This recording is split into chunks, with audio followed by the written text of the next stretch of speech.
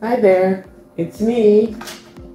Again, gonna be using my board to explain some concepts. So it's the BlackBoard Economist here to use this visual aid to expand on some concepts that might be a little bit hard to grasp in your econ class, but the aim is to simplify them as much as possible in these short videos and to give you a look at how econ works, especially when you're seeing it and watching the graphs and the equations. Now today, I am going to really dig into some quantitative stuff. Today, I want to look at the quantitative analysis of demand, okay? So on the board today, we're gonna do the quantitative analysis of demand. I'm gonna go through the theory first, and then we just get used to how things work, and then we'll look at an example. All right? I really want to dig into the demand function.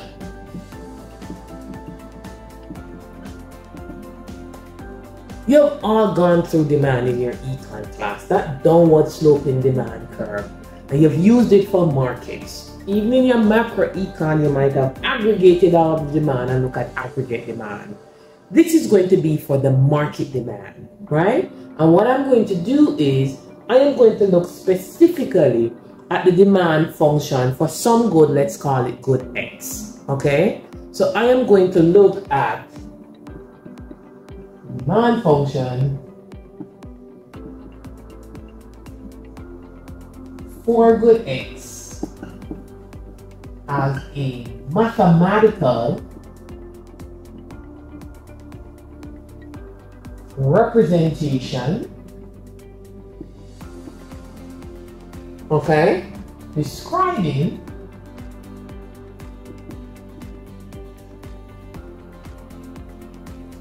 how many units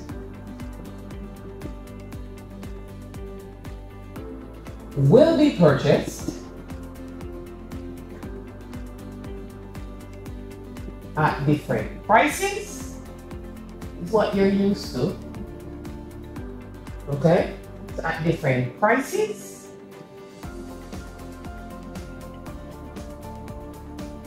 different prices of related goods,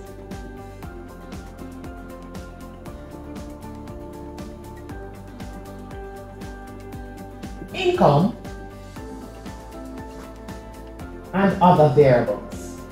So I am going to summarize what you're used to from a demand perspective, and you've probably done it in a very static framework, one by one, piece by piece. We're going to put it together, and we're going to look at, let's just say some good X, okay?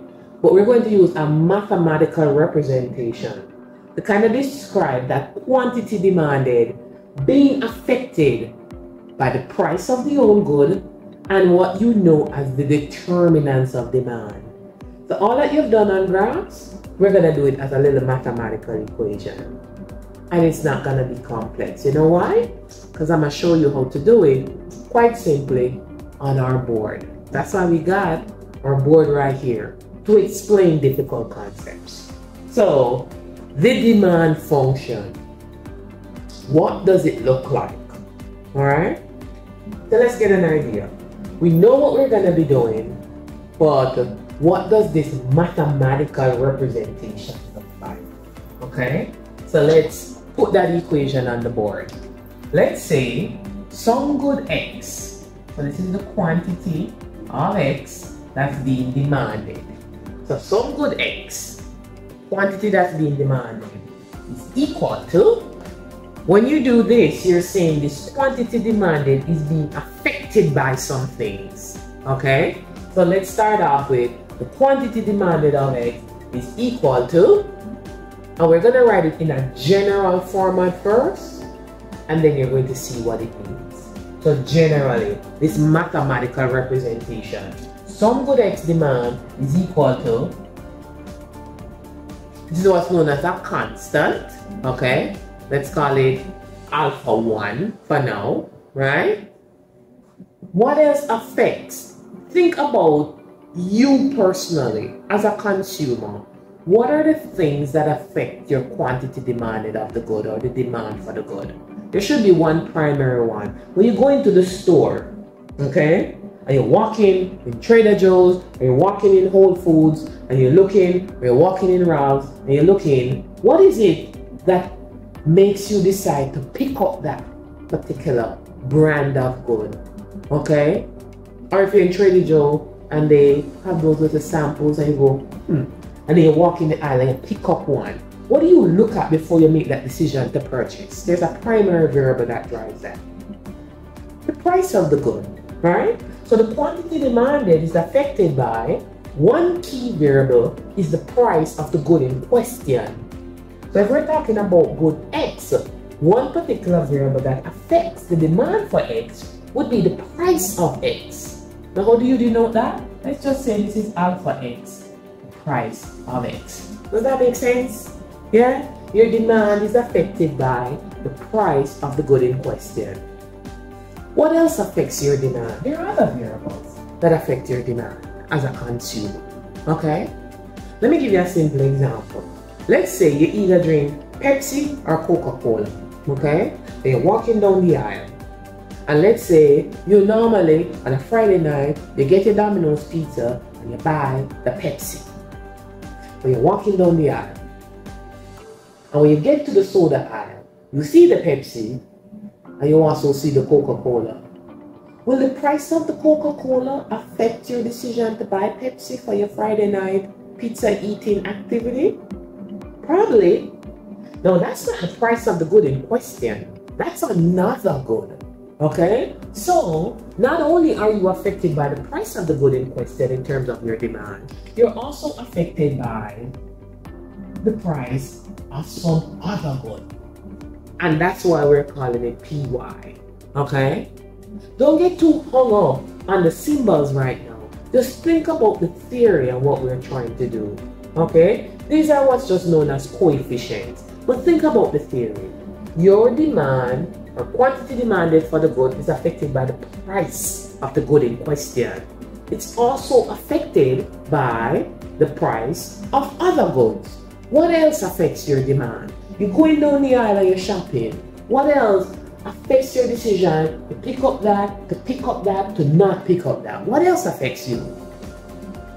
Your income is another big variable, right? So another variable we could put in as we continue with this equation let's call income, okay, M. Let's denote income as M. Okay, so that's one more variable that affects income. You get what I'm trying to do? This equation here is giving you a sense of this demand being affected by the price of the good in question, the price of other goods, your income, and I'm just going to summarize all the other goods as H. But you get the idea. The rain could affect your demand for ice cream, okay? Your income, the number of buyers, a lot of variables affect the demand. I'm just trying to give you a sense of what this equation would look like in this particular scenario. So just to denote what these variables are, so you have a concept of what's going on here, okay? So the Q of XD, we just said it. The Q of XD, this is just the number of units of good X demanded. That's that one, okay? What about the P of X? What was the P of X?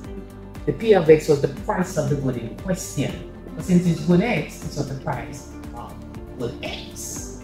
Yeah? Make sense? And what was the Y? Okay? The P of Y was just the price of good Y. Make sense? Yeah? And then the H, we just summarize that.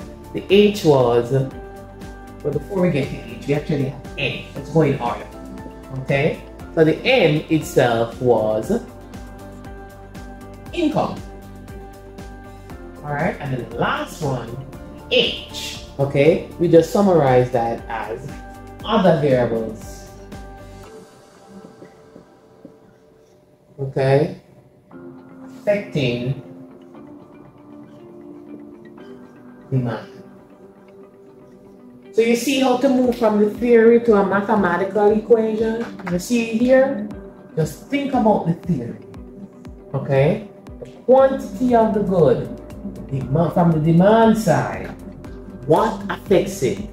Price of the good in question, the price of some other goods, the income, okay? I will just summarize the other variables. If you wanted to list out the other ones, that's perfectly fine. I just wanted you to get a sense of generally the demand function moving from the graphs to an equation kind of looks like this. In the next video, what I'm going to do is we're going to take a minute to figure out when we have these coefficients and a particular sign is attached to it, what exactly does that mean? We're going to take a minute in the next video to look at what exactly the sign of these coefficients mean. So until next time for the BlackBoard Economist, we will continue absorbing economic concepts and using this board to figure out what they mean. All right, take care.